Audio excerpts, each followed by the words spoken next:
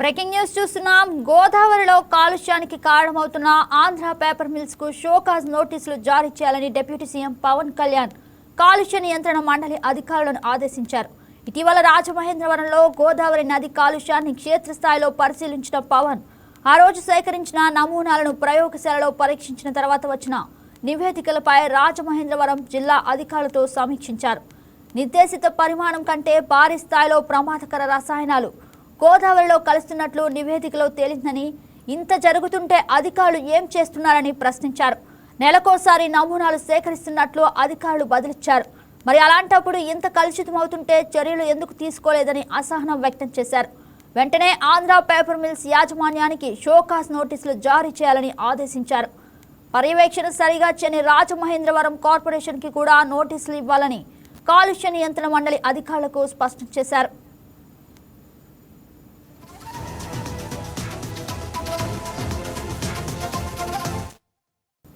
ఇదే అంశానికి సంబంధించి మరింత సమాచారం మా స్పెషల్ కరెస్పాండెంట్ వర్మ ఫోన్లో అందిస్తారు. వర్మ, చెప్పండి, అసలు గోదావరి కాలుష్యానికి సంబంధించి మీ దగ్గర ఉన్న లేటెస్ట్ అప్డేట్ ఏంటి?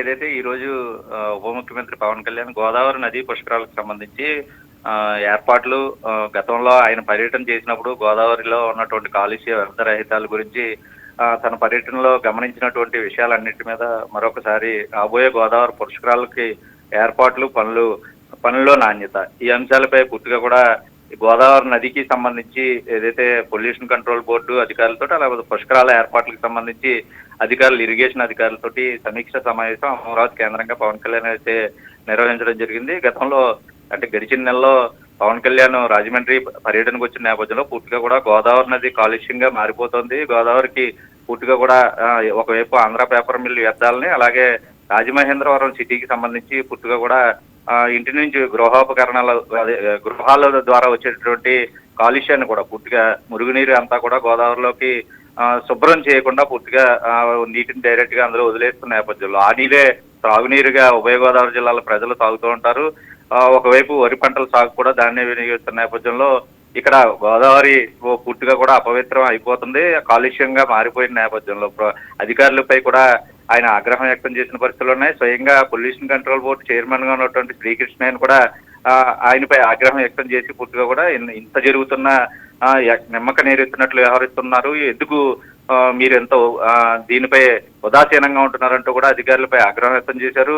కందులు దుర్గేష్ స్వయంగా మీరు పర్యవేక్షణ ఎందుకు లేదంటూ మంత్రులను కూడా ప్రశ్నించిన పరిస్థితులు అయితే ఉన్నాయి. తర్వాత గోదావరి నది అంటేనే పూర్తిగా కూడా అత్యంత పవిత్రంగా భావించేటటువంటి కోట్ల మంది భక్తులు ప్రతి 12 సంవత్సరాలకు ఒకసారి పుష్కరాల రూపంలో వస్తే పుణ్యస్నానాలు ఆచరించడానికి వచ్చేటటువంటి ఆ భక్తుల విశ్వాసాలను గౌరవిస్తూ ఈ నదీ పరివాహక ప్రాంతాల పరిశుభ్రత విషయంలో ఎట్టి పరిస్థితుల్లోని రాజీ పడే ప్రసక్తి లేదని తన పర్యటనలో అయితే ఆయన డిప్యూటీ సీఎం పవన్ కళ్యాణ్ అయితే చెప్పడం జరిగింది. అయితే రాబోయే గోదావరి పుష్కరాల ఏర్పాట్లపై ఉన్నతాధికారులతో ఈ రోజు నిర్వహించిన సమీక్ష సమావేశంలో భక్తులకు ఎలాంటి ఇబ్బందులు కలగకూడదు, నదిని స్వచ్ఛంగా ఉంచడానికి తీసుకోవాల్సిన చర్యలపై విస్తృతంగా అయితే చర్చించడం జరిగింది. ముఖ్యంగా నదీ జలాల కాలుష్య నియంత్రణపై ఇప్పటికే ఆయన పవన్ కళ్యాణ్ గతంలో ఆయన పర్యటనలో అసంతృప్తి వ్యక్తం చేశారు.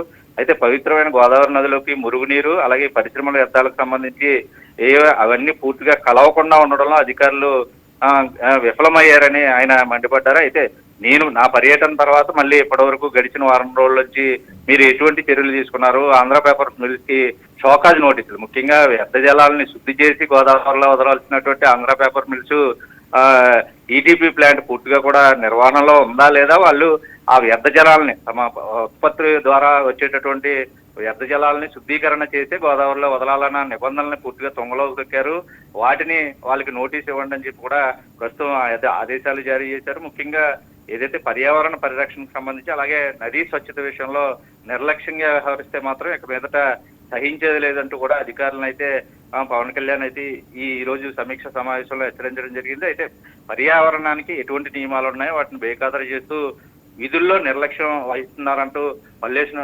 పొల్యూషన్ కంట్రోల్ బోర్డుకి సంబంధించి అధికారులు చైర్మన్ ఎవరైతే ఉన్నారో శ్రీకృష్ణ మరొకసారి ఈ రోజు కూడా హెచ్చరించడం జరిగింది. అయితే ఉన్నతాధికారులు తమ విధుల్లో ఎటువంటి అలసత్వం వహించకూడదు, ముఖ్యంగా గోదావరి పుష్కరాల ఏర్పాట్లలోనే గోదావరి నదీ కాలుష్యం సంబంధించి తమ విధులు 100% నిర్వహించాలని కూడా క్షేత్రస్థాయిలో కూడా